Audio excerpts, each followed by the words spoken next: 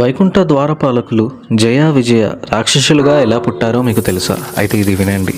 వైకుంఠ ద్వారపు రక్షకులు జయ మరియు విజయ విష్ణు సేవల్లో నిత్యం నిమగ్నమై ఉండేవాళ్ళు.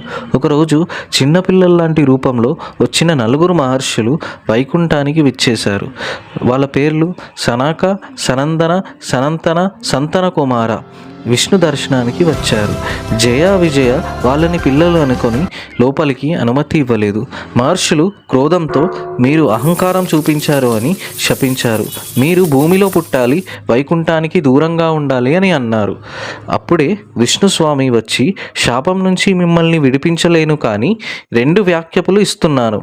7 జన్మలు భక్తుల్లాగా, లేకపోతే 3 జన్మలు శత్రుల్లాగా జన్మిస్తారా అని అడిగారు.